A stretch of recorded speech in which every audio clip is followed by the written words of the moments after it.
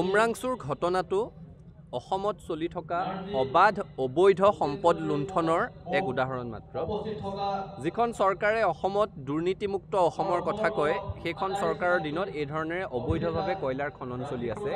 পেটৰ ক্ষুধা নিবাৰণৰ কাৰণে এচাম দুখীয়া মানুহক দৈনিক মৃত্যুৰ সৈতে খেলিবলৈ বাধ্য কৰা হৈছে।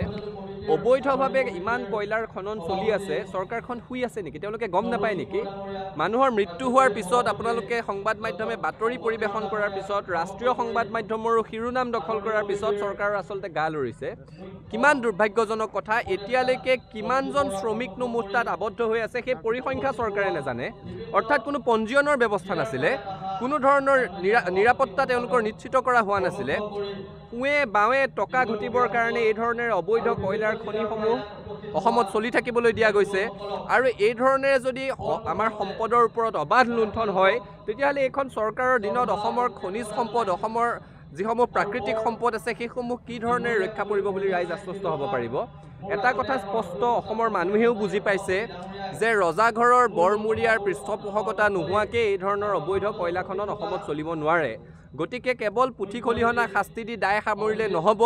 এই ধৰণৰ অবৈধ কয়লাৰ খনন কাৰ পৃষ্ঠপোষকতাত চলি আছিলে, এই অবৈধ টকাৰ ভাগ কাৰ একাউণ্টলৈ গৈ আছিলে, গোটেই কথাবোৰৰ তদন্ত হ'ব লাগে। আৰু যিমানেই উচ্চ পদস্থ বৰমূৰীয়া জড়িত হৈ নাথাকক কিয়, কঠোৰ শাস্তিবিহীন দৃষ্টান্তৰ সৃষ্টি কৰিব লাগে।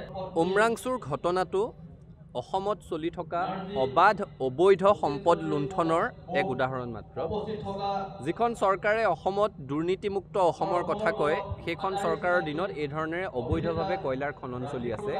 পেটৰ ক্ষুধা নিবাৰণৰ কাৰণে এচাম দুখীয়া মানুহক দৈনিক মৃত্যুৰ সৈতে খেলিবলৈ বাধ্য কৰা হৈছে। অবৈধভাৱে ইমান কয়লাৰ খনন চলি আছে, চৰকাৰখন শুই আছে নেকি? তেওঁলোকে গম নাপায় নেকি? মানুহৰ মৃত্যু হোৱাৰ পিছত আপোনালোকে সংবাদ মাধ্যমে বাতৰি পৰিৱেশন কৰাৰ পিছত, ৰাষ্ট্ৰীয় সংবাদ মাধ্যমৰো শিৰোনাম দখল কৰাৰ পিছত চৰকাৰৰ আচলতে গা লৰিছে। কিমান দুৰ্ভাগ্যজনক কথা, এতিয়ালৈকে কিমানজন শ্ৰমিকনো মুঠ তাত আবদ্ধ হৈ আছে সেই পৰিসংখ্যা চৰকাৰে নাজানে। অৰ্থাৎ কোনো পঞ্জীয়নৰ ব্যৱস্থা নাছিলে, কোনো ধৰণৰ নিৰাপত্তা তেওঁলোকৰ নিশ্চিত কৰা হোৱা নাছিলে। কুঁৱে বাৱে টকা ঘটিবৰ কাৰণে এই ধৰণেৰে অবৈধ কয়লাৰ খনিসমূহ অসমত চলি থাকিবলৈ দিয়া গৈছে। আৰু এই ধৰণেৰে যদি আমাৰ সম্পদৰ ওপৰত অবাধ লুণ্ঠন হয়, তেতিয়াহ'লে এইখন চৰকাৰৰ দিনত অসমৰ খনিজ সম্পদ, অসমৰ যিসমূহ প্ৰাকৃতিক সম্পদ আছে, সেইসমূহ কি ধৰণেৰে ৰক্ষা পৰিব বুলি ৰাইজ আশ্বস্ত হ'ব পাৰিব? এটা কথা স্পষ্ট, অসমৰ মানুহেও বুজি পাইছে যে ৰজাঘৰৰ বৰমূৰীয়াৰ পৃষ্ঠপোষকতা নোহোৱাকৈ এই ধৰণৰ অবৈধ কয়লা খনন অসমত চলিব নোৱাৰে। গতিকে কেৱল পুথি খলিহনা শাস্তি দি দায় সামৰিলে নহ'ব।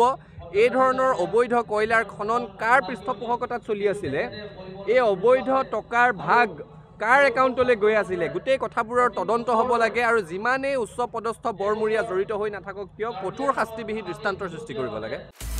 আপুনি বিচৰা বাতৰি পাব কেৱল নিউজ 18 এপত। নিউজ 18 এপ ডাউনলোড কৰিবলৈ স্কেন কৰক এই QR কোড। গুগল প্লে ষ্টৰতো পাব এই নিউজ 18 এপ।